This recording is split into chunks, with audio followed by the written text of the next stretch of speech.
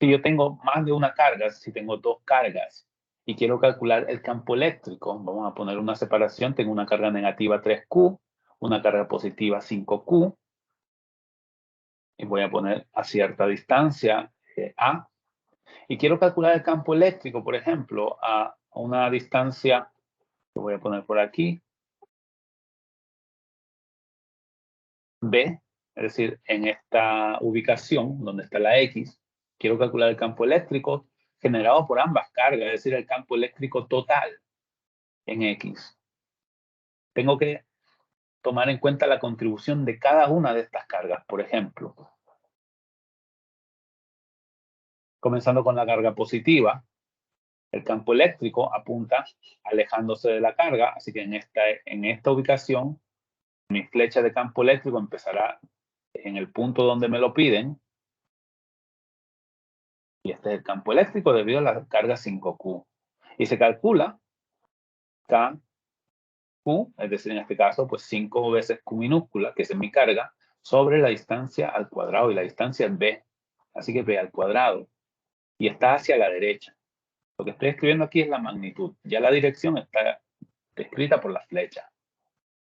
Ahora tengo que considerar la contribución de la otra carga, la carga negativa, es decir, voy a ver la dirección que conecta la carga con el punto. En esa dirección será mi campo eléctrico. Como la carga es negativa, el campo está dirigido hacia la carga.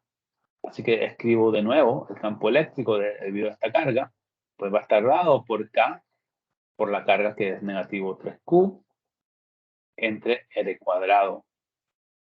Bueno, R, recuerda, R es la distancia, es decir, esta separación que está con líneas punteadas, y esa la puedes calcular en este caso con el teorema de Pitágoras.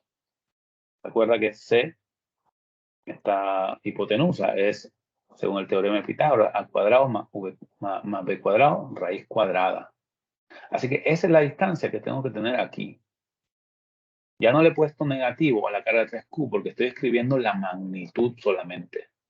La dirección está indicada con la flechita, así que no me preocupo por el negativo. Cuando tengo un campo que está en dirección diagonal, lo puedo pensar en componentes, una componente que va hacia la izquierda, una componente que va hacia arriba en este caso, para completar mi diagonal. Así que voy a estar trabajando esto en función de un ángulo.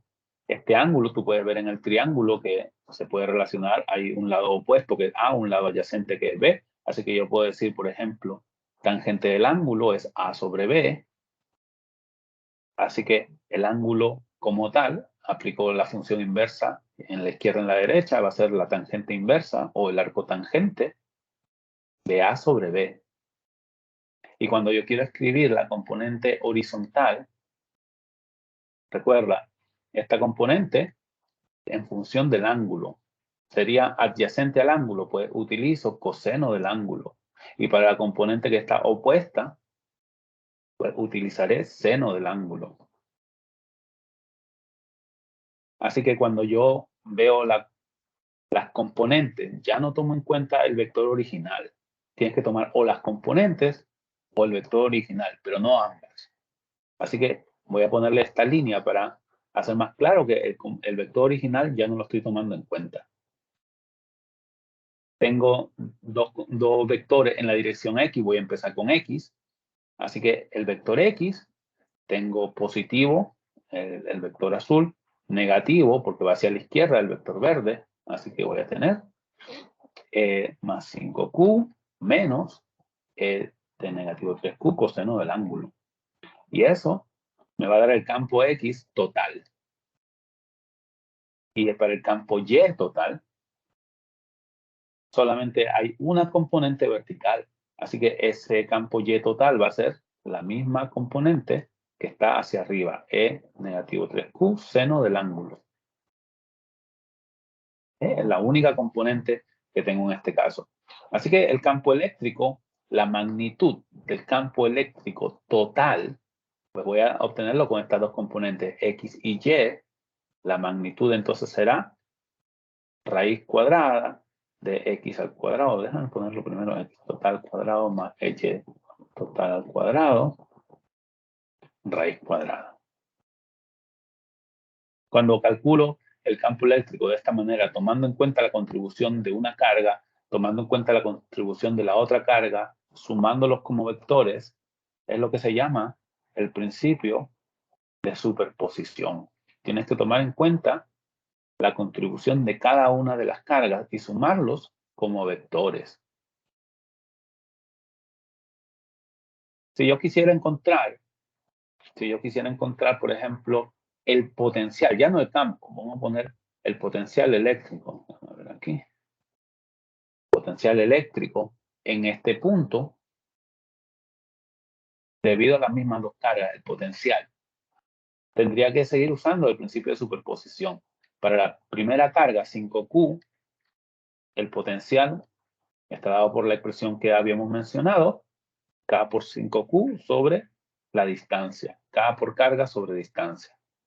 Para la otra carga, tengo K por negativo 3Q sobre la distancia, y que voy a llamar a la distancia C, y que habíamos visto que C se puede obtener con el teorema de Pitágoras como raíz de A cuadrado más B cuadrado.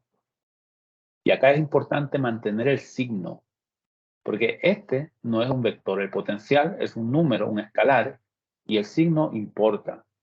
Así que cuando yo quiera el potencial total en este punto que está señalado con la X, simplemente tendré que sumar el potencial total, V total, será K por 5Q, voy a sacar el 5 adelante, 5K por Q sobre B, más, en este caso, negativo, pongo el negativo aquí al frente, se convierte en menos 3K por Q sobre C, pero C era A cuadrado más B cuadrado raíz cuadrada. Ese es el potencial total, mucho más simple, mucho más rápido que el campo eléctrico, porque es un escalar.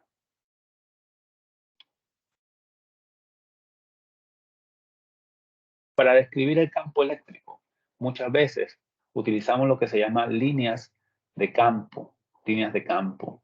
Ya hemos visto que para una carga puntual, la magnitud del campo eléctrico está dada por KQ sobre R cuadrado, donde R es la distancia desde la carga hasta el punto en el espacio donde tú quieres calcular el campo.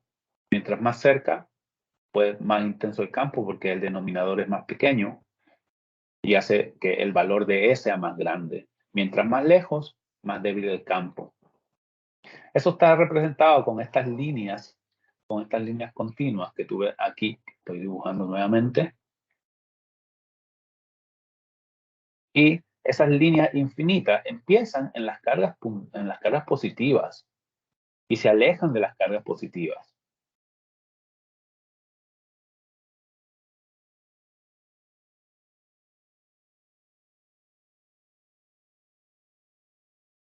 Además, esas líneas se pueden dibujar para más de una carga. Por ejemplo, un dipolo, tengo una carga positiva, una carga negativa. La expresión para el campo de un dipolo, por ejemplo, en este punto, señalado por el cuadrado verde, en este punto está dado por KQS. S es la separación entre la carga positiva y negativa, dividida entre R al cubo. Así que la expresión cambia un poquito y se vuelve un poco más complicada cuando tenemos más cargas. Y vamos a describirlo en función de estas líneas de campo eléctrico. Estas líneas de campo eléctrico, además de empezar en las positivas, te dan información acerca de la magnitud del campo eléctrico. Mientras más cerca estén estas líneas, mientras más amontonadas, más juntitas unas con las otras, el campo eléctrico es mucho más intenso. Así que tú puedes ver que cerca de la carga, las líneas están muy juntas, pues el campo es muy intenso. Mientras que lejos de las cargas, las líneas están más separadas, el campo es más débil. Estas líneas de campo eléctrico nunca se cruzan unas con otras. Es una propiedad importante de las líneas de campo eléctrico.